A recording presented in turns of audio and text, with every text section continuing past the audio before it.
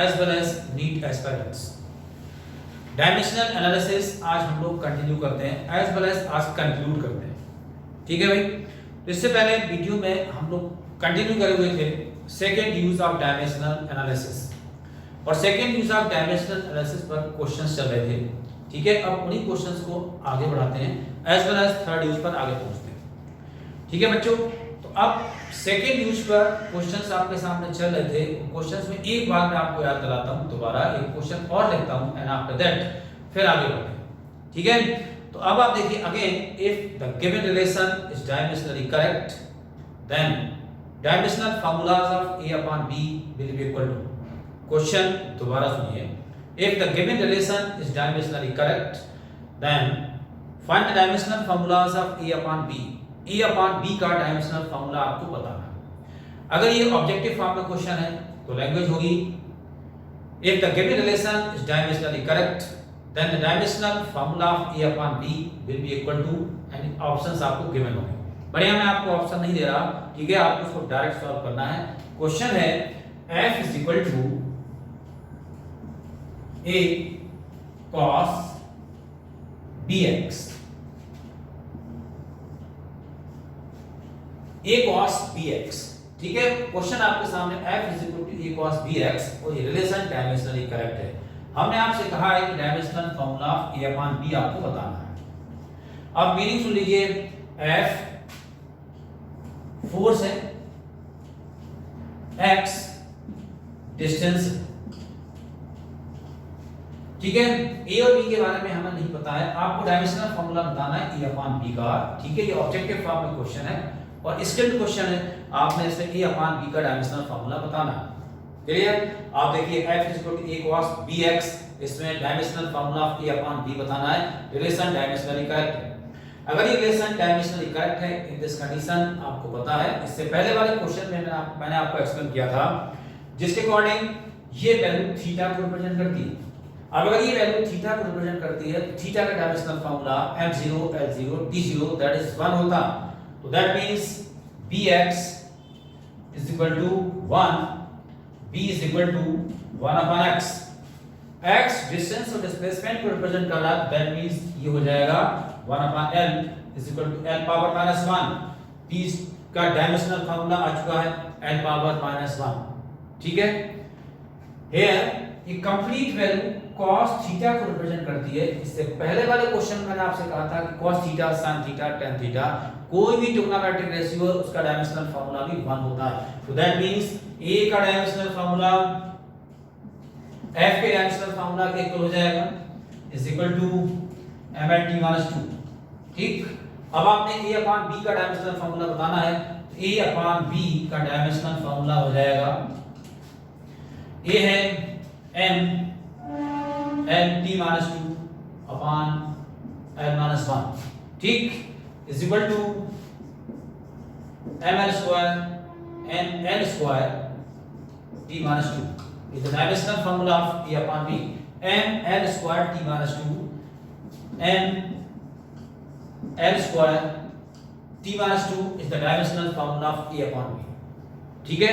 तो बिल्कुल वैसे ही क्वेश्चन जो मैंने इससे पहले आपको लास्ट वीडियो में दिया था, ठीक है, उसी टाइप का क्वेश्चन मैंने आपको दोबारा दिया, ठीक।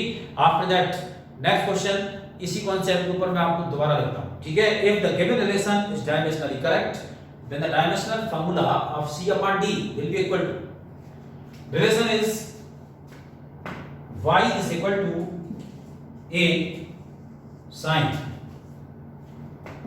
ct minus dx, y is equal to a sin ct minus dx, ठीक है। अब इसमें किसी का भी डायमेंशनल फार्मूला आपसे पूछ सकते हैं, हम आपसे dimensional formula c upon d पूछ सकते हैं, dimensional formula a upon c पूछ सकते हैं, dimensional formula a upon d पूछ सकते हैं, क्लियर।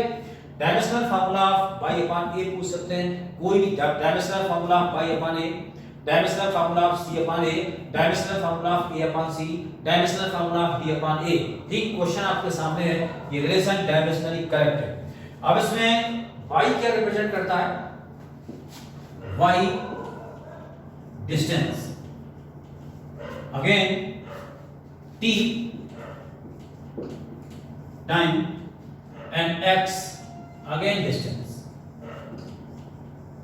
आपने डायमेंशनल फार्मूला बताना है, ठीक है। मैंने आपसे कहा है C/D या D/C का डायमेंशनल फार्मूला बताइए, C/D और D/C का डायमेंशनल फार्मूला बताइए, ठीक है। कॉन्सेप्ट सेम है, ठीक। मैंने आपसे कहा था कि क्वेश्चन किसी बुक से मैच नहीं करने हैं, जो आप हमारे सामने रिजल्ट आता है तो दिमाग में आता है भाई इसी क्वेश्चन आपके सामने बनाते हैं, ठीक है। तो इसका आंसर आप जो निकालोगे भाई इसका आंसर होगा, ओके। तो अब आइदर जो मैंने आपसे कहा है कि डायमेंशनल फार्मूला ऑफ C/D और D/C आपको एवेलुएट करना है। इक्वेशन है y a sin ct - dx। जब आप वीडियो देखें कॉपी और पेन साथ में लेके बैठिए और हमसे पहले सॉल्व करने की कोशिश करिए। जैसे हम क्वेश्चन देखें आप तुरंत अलर्ट मोड में आइए और उसके बाद पहले ट्राई करिए आप खुद, ठीक। उसके बाद फिर आप हमारा आंसर देखिए। तो रिजल्ट है a sin ct - dx। इसमें आपको डायमेंशनल फार्मूला बताना है C/D का, ठीक है भाई।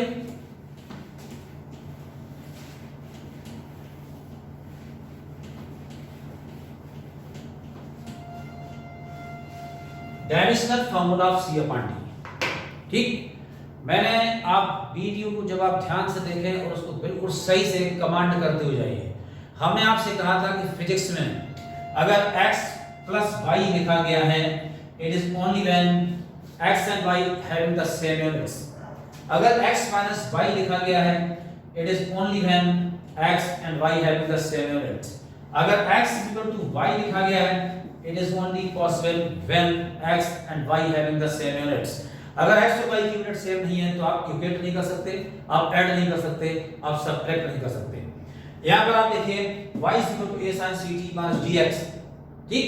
अब ट्रिग्नोमेट्री में 10th क्लास में आप लोगों ने पढ़ा होगा sin a + b sin a - b, sin a + b और sin a - b। इसका मतलब a - b एक कंप्लीट एंगल है और a और b भी एंगल्स हैं, क्योंकि एंगल में से एंगल माइनस हो सकता है, डिस्टेंस को आप एंगल से माइनस नहीं कर दोगे, ठीक है।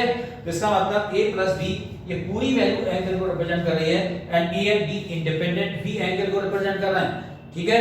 अब आप देखिए यहां पर ct एंगल को रिप्रेजेंट कर रही है और dx भी एंगल को रिप्रेजेंट कर रहा है, ठीक। तो ct थीटा को रिप्रेजेंट कर रहा है और थीटा का डायमेंशनल फार्मूला होता है 1 c हो गया 1/t, okay. And after that इसको आप लिखोगे डायमेंशनल फार्मूला की फॉर्म में d - 1। उसके बाद में dx अगेन थीटा = 1 और यहां से d आएगा 1/x दैट इज l - 1। अब आपको C/D करना है या फिर D/C करना है, दैट इज डिपेंड्स। आप C/D अगर आपसे डिमांड किया गया है, C कितना है d - 1 और d कितना है l - 1, ठीक। ये सब आप करना सीख चुके हैं। ये रिजल्ट हो जाएगा lt - 1। l जब ऊपर पहुंचेगा तो प्लस में कन्वर्ट हो जाएगा, रिजल्ट हो जाएगा आपके सामने lt - 1, ठीक। अगर हम आपसे पूछेंगे y/a का डायमेंशनल फार्मूला फाइंड करिए तो ये कंप्लीट वैल्यू डायमेंशनल फार्मूला 1 देगी और y a के इक्वल होगा। अगर y/a का डायमेंशनल फार्मूला लिखोगे, ठीक है, तो y/a का dimensional formula m0 l0 t0 ये सेम फिजिकल क्वांटिटीज होंगी, that is equal to 1 m0 l0 t0, क्योंकि sin theta cos theta tan theta 1 represent करता है और यहां पर y और a सेम फिजिकल क्वांटिटी होगी, दैट मींस y/a का डायमेंशनल फार्मूला डायमेंशन लेस हो जाएगा m0 l0 t0 that is equal to 1। Clear? ये कांसेप्ट है, इस पर क्वेश्चन नीट में डिस्कस हुआ है। आप प्रीवियस ईयर से उठाएंगे तो आपको क्वेश्चन दिखेंगे, ओके बच्चे। तो अब आप देखिए आपका second use of dimensional formula जो आपके सामने चल रहा है, ठीक है। इसमें अब एक इस टाइप का क्वेश्चन क्रिएट होता है, ठीक, बिल्कुल डिफरेंट लैंग्वेजेस की होती है आपको। तो नेक्स्ट किस टाइप का क्वेश्चन क्रिएट होता है मैं आपको बताता हूं, जिसमें आप देखें ऑप्शन आपकी हेल्प करेगा।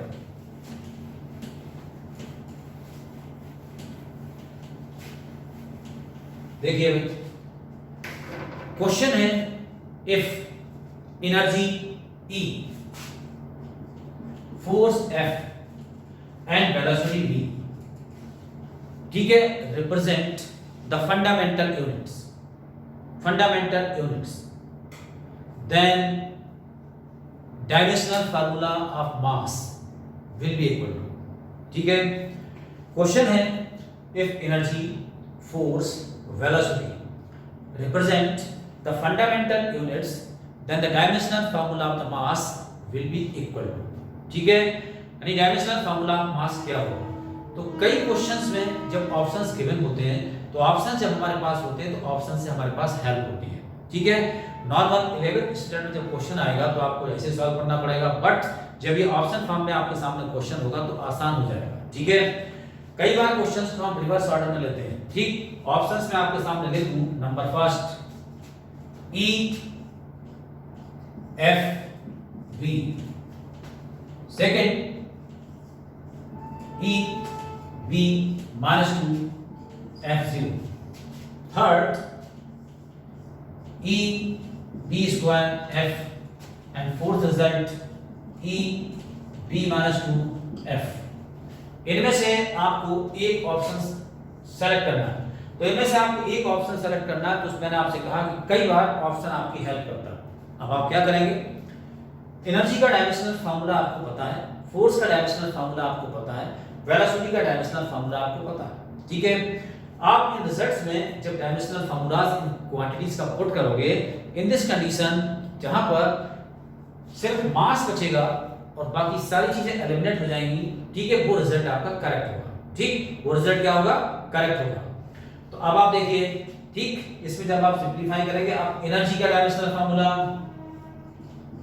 m L2 T-2, वर्क के डायमेंशनल फार्मूला के इक्वल होता है। फोर्स का डायमेंशनल फार्मूला आपको पता है mN-T-2, वेलोसिटी का डायमेंशनल फार्मूला L-T-1। अब इन रिजल्ट्स को पुट करिए, जिस रिजल्ट के अंदर सिर्फ और सिर्फ मास बचता है, ठीक है, वो रिजल्ट आपका करेक्ट होगा, ठीक। तो अब आप देखिए E, फर्स्ट ऑप्शन लेता हूं, हालांकि मुझे तो पता लग चुका है, बट आप किस तरीके से इसको ट्राई करेंगे, ठीक है। फर्स्ट ऑप्शन लेता हूं, देखिए फर्स्ट में आप देखें m L2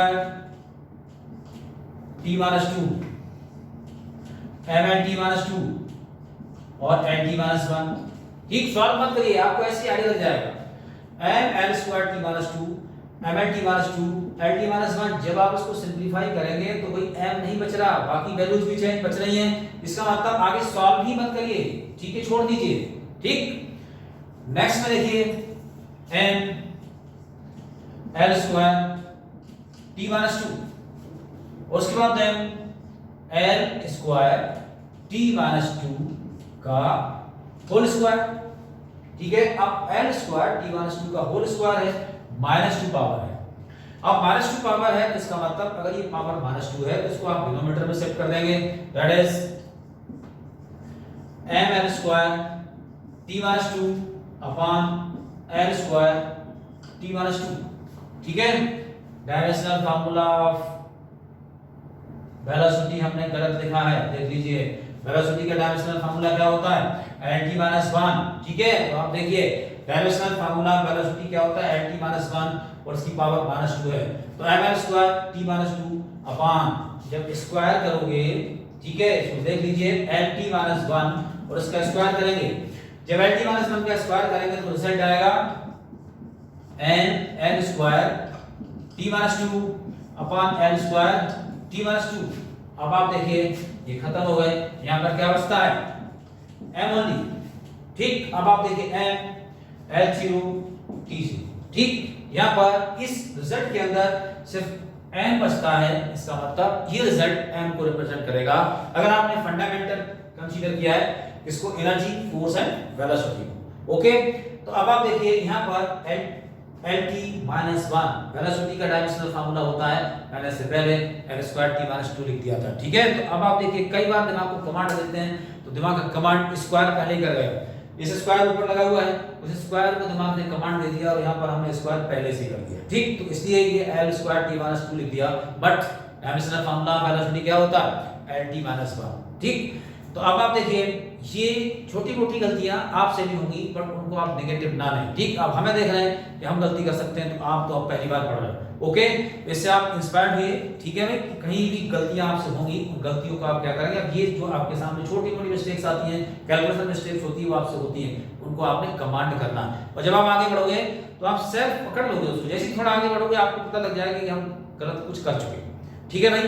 तो अब आप देखिए एक क्वेश्चन ये आपका क्रिएट होता है जिसमें ठीक फंडामेंटल यूनिट्स को बना दिया, किसी भी क्वांटिटी को फंडामेंटल फिजिकल क्वांटिटी कंसीडर कर लिया या फिर फंडामेंटल यूनिट्स कंसीडर कर लिया, एंड आफ्टर दैट एक इंडिपेंडेंट क्वांटिटी के का डायमेंशनल फार्मूला आपसे पूछ लिया, ये क्वेश्चन आपके सामने है।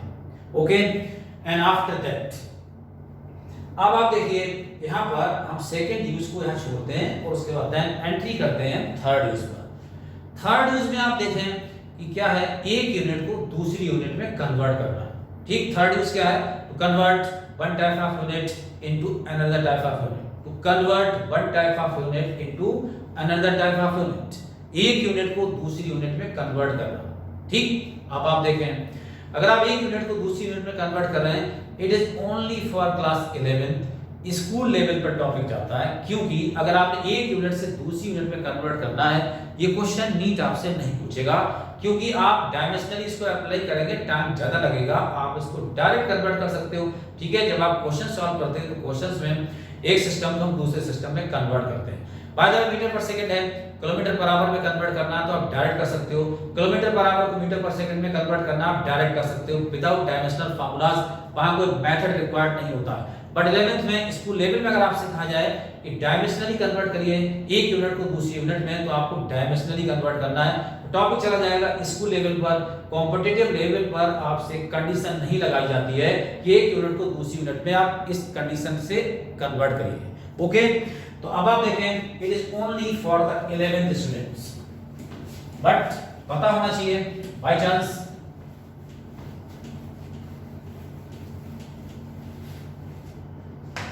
ठीक है भाई। तो देखो अब हम आगे बढ़ते हैं, इसका फार्मूला है एक यूनिट को दूसरी यूनिट में कन्वर्ट करना है डायमेंशनली, तो इसका फार्मूला है n1 u1 is equal to n2 u2।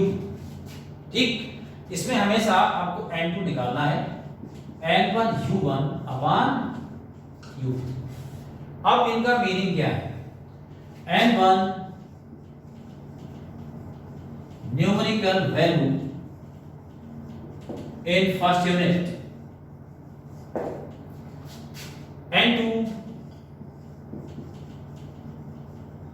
numerical value in second unit, u1 dimensional formula in first unit, u2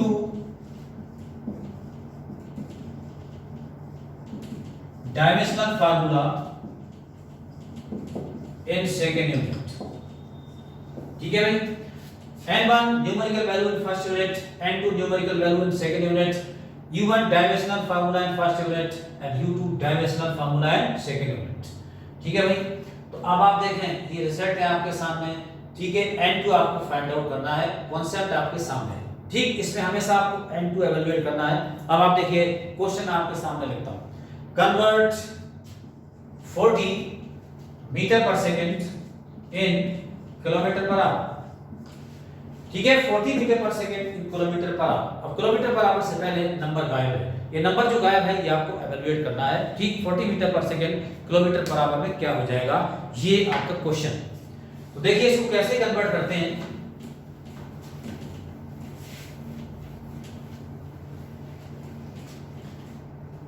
ठीक है भाई, देखिए हमारा क्वेश्चन है convert 40 metre per second in kilometre per hour.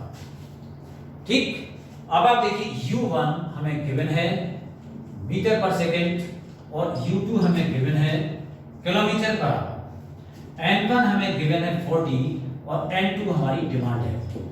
ठीक, अब आप देखिए n2 इज इक्वल टू, अब हम डायमेंशनल फार्मूला कन्वर्ट करते हैं। तो फर्स्ट यूनिट में dimensional formula u1 l1 t1 -1 u2 l2 t2 -1। Base पर l1 t1 यूज किया है, बेस पर l2 t2 यूज किया है, पावर चेंज नहीं होगी। फर्स्ट और सेकंड यूनिट्स में डायमेंशनल फार्मूला सेम रहेंगे, सिर्फ आपने 1 और 2 आइडेंटिफाई करने के लिए 1 और 2 यूज किया है। ठीक, तो अब आप देखें यहां पर यूज करते हैं n2 40 l1 t1 -1 l2 t2 -1 is equal to 40 L1 by L2 और ये T1 by T2 इस टू पावर -1 रिजल्ट है। ठीक, यहां आने के बाद N2 is equal to 40, L1 is in meter, L1 is in meter, demand is in kilometer, T1 is in second and demand is in hour is to power -1। ठीक, तो अब आप देखिए यहां आने के बाद अब आपको यूनिट्स एलिमिनेट करनी है, यूनिट्स एलिमिनेट करनी है जिसमें डिमांड है वो आंसर आपको मिल जाएगा। ठीक है, for that 40 metre upon 1000 metre second upon 60 into 60 seconds, hour में आवर को आपने कन्वर्ट किया सेकंड में। यहां आने के बाद देखिए मीटर और सेकंड एलिमिनेट होते हैं, यहां नेगेटिव पावर है इसकी फ्रैक्शन पलट जाएगी और result n2 is equal to 40, n2 is equal to 40 into 1000 into 6060। ठीक, ऊपर पहुंच जाए क्योंकि फ्रैक्शन में माइनस है। अब आप देखिए 1 2 3 1 2 3, ठीक है, ये 3 जीरोस कैंसिल है। ठीक है, यहां पर आपके पास रिजल्ट आया 6 into 6 into 4। ठीक, that is the answer. 6 into 6 into 4 इसका जो मल्टीप्लिकेशन आएगा ये आपके पास रिजल्ट आएगा। ठीक है, इसमें किलोमीटर पर आवर। ठीक, kilometre per hour 144 kilometre per hour. ठीक, इसको मल्टीप्लाई करोगे रिजल्ट आएगा 144 किलोमीटर पर आवर। ओके, ये कन्वर्जन हो चुका है मीटर पर सेकंड का किलोमीटर पर आवर में। अब अगर ये कॉम्पिटिटिव एग्जाम में क्वेश्चन है, पहले तो होगा नहीं क्योंकि इसका स्टार्ट का क्वेश्चन जो डायरेक्ट होते हैं वो नहीं होते, उनमें कहीं ना कहीं स्किल आपको अप्लाई करनी पड़ती है, तो यहाँ जरूरत नहीं पड़ेगी। ठीक है, ये just for 11th school level पर ये आपका क्वेश्चन होगा। ओके, ठीक, अब आप देखें उसके बाद देन मैं नेक्स्ट क्वेश्चन पर जाता हूं जिसके अकॉर्डिंग आपको कन्वर्ट करना है।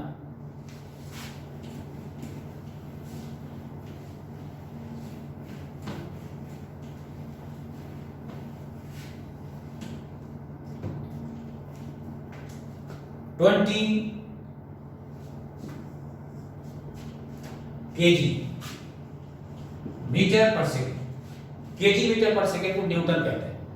20 kg मीटर पर सेकेंड, ठीक है, इसको मीटर पर सेकेंड स्क्वायर। ठीक, 20 kg मीटर पर सेकेंड स्क्वायर को हम क्या कहते हैं? न्यूटन कहते हैं। इसको हम लोगों ने कन्वर्ट करना, कन्वर्ट इट ग्राम सेंटीमीटर पर सेकेंड स्क्वायर। ठीक, तो अब आप देखिए 20 kg मीटर पर सेकेंड स्क्वायर को कन्वर्ट करना है ग्राम सेंटीमीटर पर सेकेंड स्क्वायर। अब यहां पर आप देखें ये न्यूटन कहलाता है, ठीक है, और ये डाइन कहलाता है। अगर कोई आपसे कहता है कि कन्वर्ट करिए न्यूटन इनटू डाइन, तो न्यूटन को अगर आपने डाइन में कन्वर्ट करना है तो उस कंडीशन में आप समझिए कि KG metre per second square को हमने कन्वर्ट करना है ग्राम सेंटीमीटर पर सेकंड स्क्वायर में। ठीक, ग्राम सेंटीमीटर पर सेकंड स्क्वायर को कंबाइंड डाइन कहते हैं और KG metre per second square को कंबाइंड न्यूटन कहते हैं। तो न्यूटन इनटू डाइन कन्वर्ट करने जा रहे हैं, कांसेप्ट आपका वही होगा, ठीक है, इससे पहले आपने पढ़ा था। ओके, तो देखिए here u1 is kg metre per second square. इसका डायमेंशनल फार्मूला में कन्वर्ट करते हैं ml, तो m1 l1 t1 -2। उसके बाद देन ग्राम सेंटीमीटर पर सेकंड स्क्वायर, इसको डायमेंशनल फार्मूला में कन्वर्ट करते हैं m2 l2 t2 -2।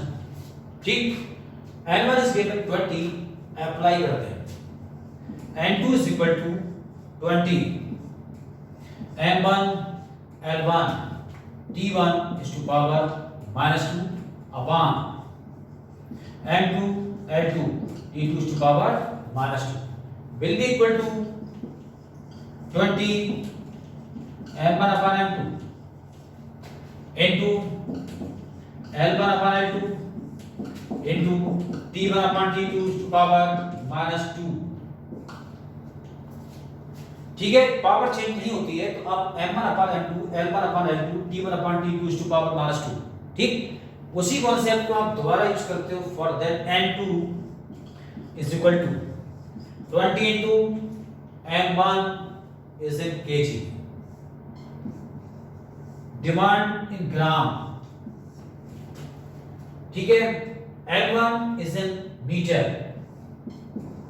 Demand in centimetre, T1 is in second and demand in second is to power -2।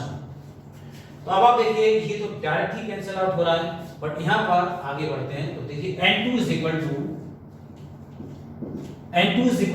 20 into kg, तो ग्राम में convert करेंगे 1000 gram upon ग्राम, ठीक। मीटर को centimetre में कन्वर्ट करेंगे 100 सेंटीमीटर अपॉन सेंटीमीटर, और ये यहां पर 1 हो जाएगा, सेकंड से सेकंड कैंसिल, पावर -2, ठीक है। आप देखिए ग्राम और ये सेंटीमीटर कैंसिल आउट, N2 की वैल्यू आ चुकी है 20 into 1000 into 100, that means N2 is equal to 20 into 10 to the power 5, ठीक है, 20 into 10 to the power 5, ठीक है। ये क्या कहलाएगा, ग्राम सेंटीमीटर पर सेकंड स्क्वायर, इसी को आप क्या कहते हैं, इट इज कॉल्ड टाइम। अब 1 newton is equal to 1 newton is equal to 10 to the power 5 dyne, ये आपको पता होना चाहिए, ठीक है। 1 newton is equal to 10 to the power 5 dyne, 1 newton 10 to the power 5 dyne, ठीक। कन्वर्ट हो चुका है result kg metre per second square in gram centimetre per second square, okay. उसके बाद देन अब एक क्वेश्चन और, ठीक, उसके बाद देन आपका third use of dimensional formula complete हो जाएगा, ठीक है। एक क्वेश्चन मैं आपके सामने और डाल रहा हूं, दैट इज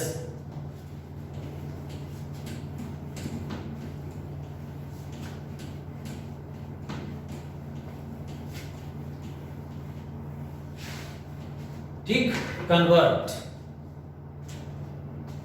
100 वैल्यू कुछ भी हो सकती है, 100 KG metre square per second square in gram centimetre square per second square.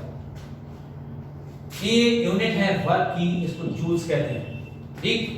ये जब कन्वर्ट हो जाएगा इसमें, इसको आर्क कहते हैं, ठीक है। आर्क, जूल इनटू आर्क, अगर जूल्स को आर्क में कन्वर्ट करना है तो ये आपके सामने सेट है, तो 100 KG metre square per second square को आपने कन्वर्ट करना है किसमें, ग्राम centimetre square per second square, okay.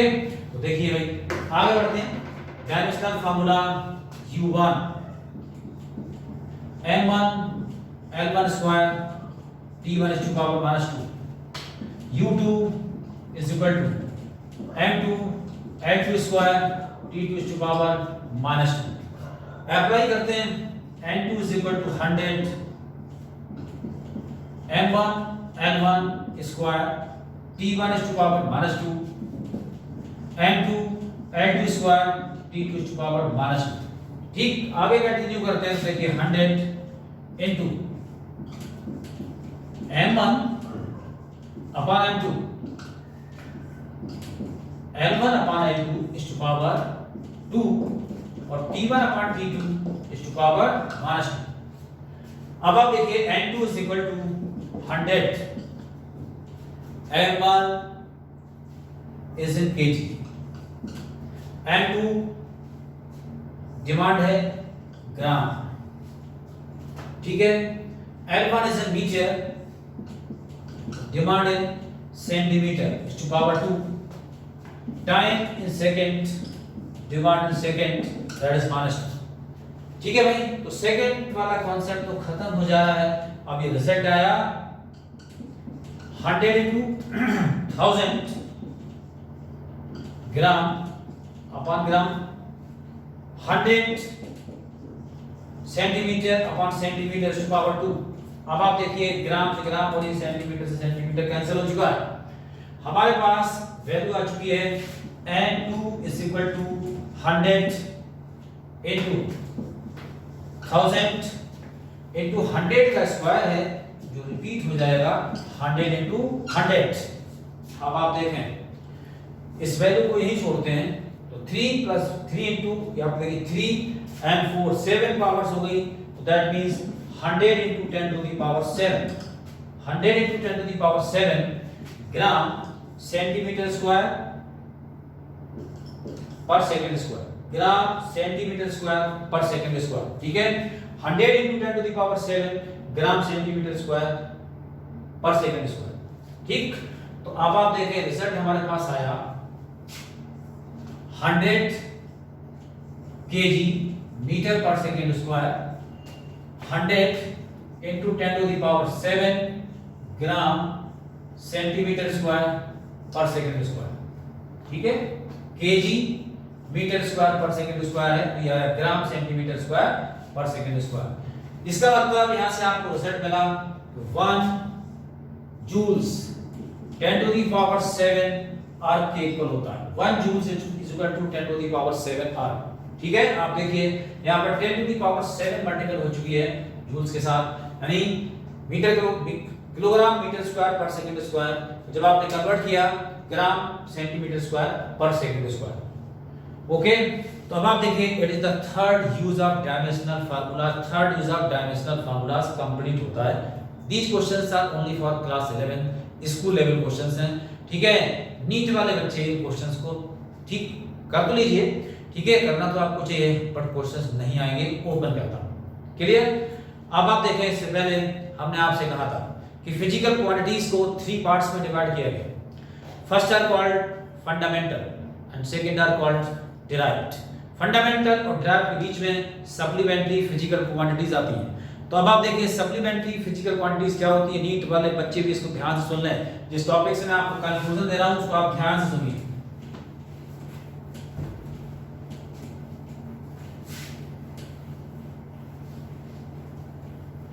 अब आप देखें fundamental physical quantities as well as fundamental units, ठीक। उसके बाद है derived physical quantities as well as derived units, ठीक। फंडामेंटल फिजिकल क्वांटिटीज में आपको लेंथ, मास, टाइम, ठीक है। उसके बाद है टेंपरेचर, उसके बाद है luminous temperature, luminous intensity, current, ठीक है, और उसके बाद है वैल्यू ऑफ सब्सटेंस, ठीक। तो अब आप देखिए सारी क्या these are the fundamental physical quantities. अब इनकी यूनिट्स क्या हैं, फंडामेंटल यूनिट्स। अब कुछ फिजिकल क्वांटिटीज ऐसी होती हैं जो डिराइव्ड है बट उनकी यूनिट नहीं होती है और ना ही डायमेंशनल फार्मूला होता है, ना तो यूनिट होती है और ना ही डायमेंशनल फार्मूला होता है। जैसे मैं आपको देता हूं स्ट्रेन, ठीक है, strain delta L upon L same physical quantities का रेशियो है स्ट्रेन, ठीक है, सेम फिजिकल क्वांटिटी का रेशियो है, ना तो इसकी यूनिट है और ना ही इसका डायमेंशनल फार्मूला है।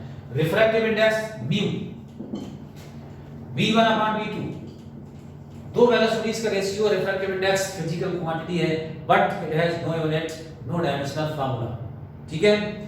अब फंडामेंटल के बाद डिराइव्ड फिजिकल क्वांटिटीज, ठीक है, कुछ ऐसी आती हैं जिनकी यूनिट तो होती है बट डायमेंशनल फार्मूला नहीं होता। जैसे angle theta is equal to arc upon radius. अब arc upon radius dimensional formula निकालोगे l upon l that is l power 0 is equal to 1 but unit होती है इसकी, ठीक है, क्या होती है यूनिट एंगल की, रेडियन, ठीक। यूनिट क्या होगी, रेडियन, आर ए लिखते हैं। उसके बाद देन नेक्स्ट फिजिकल क्वांटिटी है solid angle. Solid angle, solid angle omega से रिप्रेजेंट होता है, ठीक है, that is delta a upon r square या फिर ए अपॉन आर स्क्वायर। अब आप देखिए metre square upon metre square, अब metre square upon metre square का मतलब इसका फार्मूला क्या हो गया, L0 that is 1 but unit क्या होती है, स्टेरेडियन, यूनिट होती है स्टेरेडियन, ठीक है। तो these are the supplementary physical quantities as well as, ठीक है, इनकी यूनिट्स आएंगी वो क्या कहलाएंगी, सप्लीमेंट्री यूनिट्स, ओके। तो अब एंगल, ठीक है, एंगल इन प्लेन, ठीक, और angle solid angle, solid angle और एंगल इन प्लेन। प्लेन में आप देखिए प्लेन आपके सामने है, इसमें आर्क, ये जो एंगल बनाती है ये एंगल इन प्लेन होगा और ये आर्क अपॉन रेडियस होता है। अब हम आइसक्रीम का कोन लेके लेते हैं, आइसक्रीम का कोन लेके आते हैं आइसक्रीम वाले से, तो जो कोन है, कोन जो एंगल बनता है, ठीक है, वो कोन का एंगल क्या कहलाता है? सॉलिड एंगल कहलाता है। सॉलिड एंगल का फार्मूला होता है एरिया अपॉन रेडियस का स्क्वायर, ठीक है। एरिया अपॉन रेडियस का स्क्वायर का मतलब इसकी भी डायमेंशंस नहीं बचेगी, सिर्फ क्या बचती है? यूनिट बचती है, ठीक है। These are the supplementary physical quantities, और इनकी यूनिट्स क्या होती है? सप्लीमेंट्री यूनिट्स होती है। ओके, इसी के साथ हमारा ये टॉपिक डायमेंशनल एनालिसिस कंप्लीट होता है। ओके स्टूडेंट्स, ठीक है भाई। तो अब आप देखिए यहाँ क्वेश्चंस आपके जो भी आएंगे उनमें यही स्किल यूज होगी जो मैंने आपको बताई है, ठीक है। नीट में आपको इससे ज्यादा नहीं जाना है, ठीक है। आप जाओगे तो अपना टाइम बर्बाद करोगे। सबसे ज्यादा मैं आपको बता दूं प्रॉब्लम क्या है कि नीट में बाउंड्री जब तक फिक्स नहीं होती, फिजिक्स में स्पेशली, ठीक है, नुकसान होगा आपका। तो फिजिक्स में आपको बाउंड्री अपनी सेट करनी है कि किस बाउंड्री तक हमको जाना है। ओके ओके स्टूडेंट्स, इसके बाद देन आगे बढ़ते हैं नेक्स्ट वीडियो।